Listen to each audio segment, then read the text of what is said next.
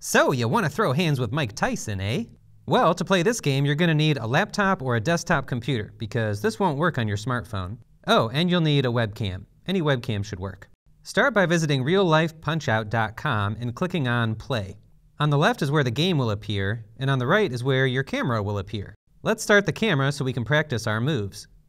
Turn on all the lights you have available. The AI that tracks your motion is going to work a lot better if there's good lighting. This is important.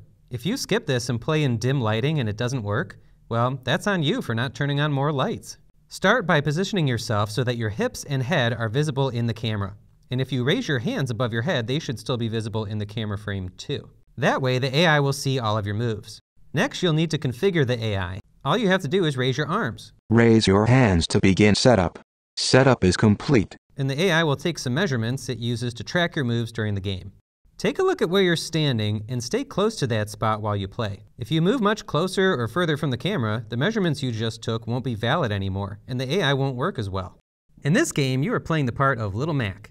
He's this character here, and he's going to mimic your moves. Before you start the game, it's a good idea to practice your moves. In general, you want to keep your hands in the neutral position, which is right in front of your chest. Always go back to neutral position after a move. That's how the AI will know that you're finished with the move and ready to do your next move. The first move we'll go over is hooks. Hook, hook, hook. To throw a hook, just punch up into the air. Once your wrist goes above your head, the AI will recognize this as a hook, and it'll tell your character to punch upward. Try it out. Make sure to quickly go back to the neutral position afterwards so you'll be ready for your next move. Now let's look at the forward punch. Punch, punch. This one's a little weird because you have to punch to the side in order for your character to punch forward. Your natural instinct is going to be to punch forward. But unfortunately, webcams don't have depth perception, so the AI would have a hard time detecting your fist getting closer to the camera. It has a super easy time, though, detecting a punch that crosses your body and goes off to the side. That's why I programmed the AI to recognize these side punches as forward punches. So again, if you want your character to punch forward, you have to punch to the side, like this. Then you'll quickly move back to the neutral position. Next up is dodging. Dodge, dodge. This is the most important move in the game.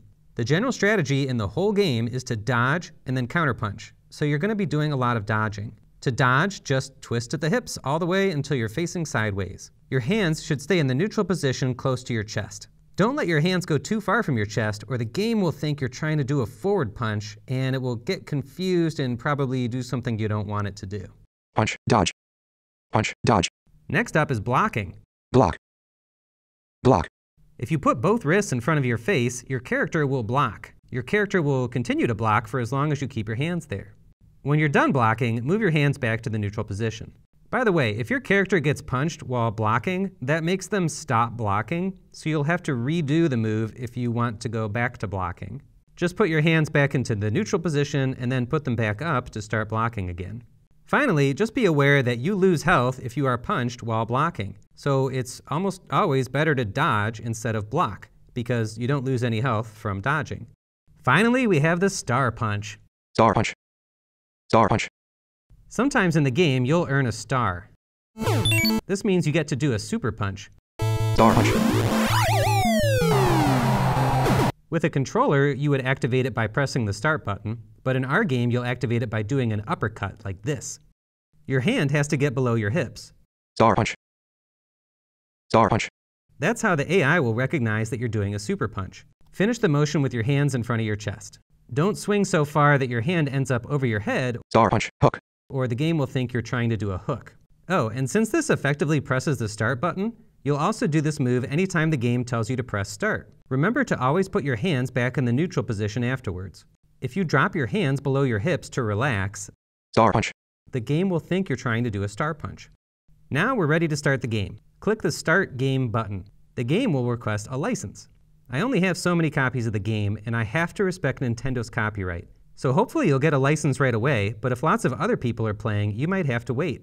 There is one other option though. If you click here to support me on Patreon, you'll get a secret code that will let you skip the line. By supporting me in this project, you enable me to buy more copies of the game and make more licenses available, and you'll get a link that lets you skip the line. Okay, it looks like we got a license and the game is starting. It says to press start. Remember, to press start, you'll have to do a star punch.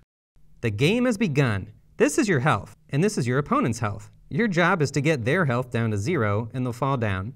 If you knock them down 3 times in one round, you'll get a knockout and you'll win that match and move on to the next opponent.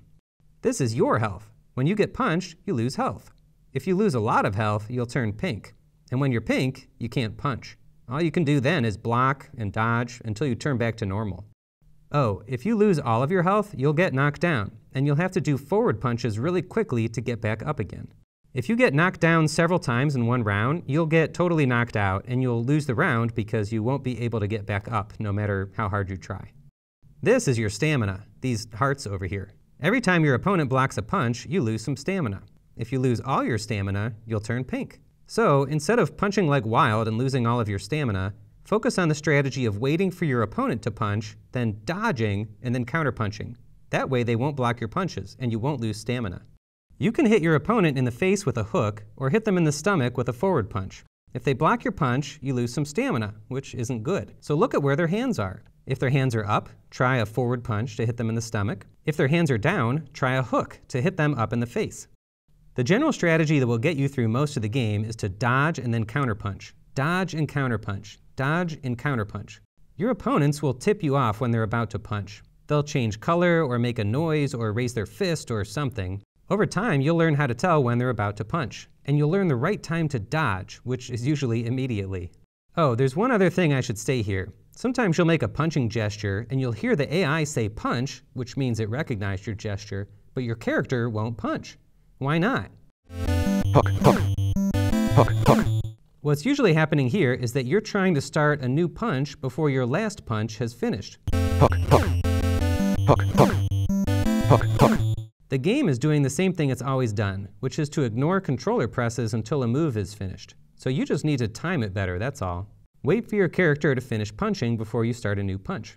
After playing for a while, you'll get into the rhythm and you'll know when you can start a new move. I recommend playing the game in full screen so you can see it better. There's 2 options for this. You can press this little button, which causes your browser to go full screen, and that's the best option. But there's a second option that some people like. You can spread your arms out like this, and the game will do a JavaScript full screen, which is different because your browser menu will still be visible. This is because your browser has some security features that prevent JavaScript from making your browser go full screen, meaning this is the best I could do in terms of letting you use a gesture to go full screen. If you need to pause the game, press this pause button. But come back soon. If the game doesn't detect you playing for a while, the license will time out. I set the timeout initially to 15 minutes, but I might make it longer or shorter in the future based on player activity. Anyway, don't let it time out or you'll lose your game. There's also some keyboard shortcuts you might like to use. Click this little question mark here and the help menu will pop up and you can read all about those keyboard shortcuts. Okay, that's it. Have fun playing. If you like this project, I've got lots more fun stuff coming up, so make sure to subscribe to my YouTube channel and follow me on social media so you don't miss out. Star punch.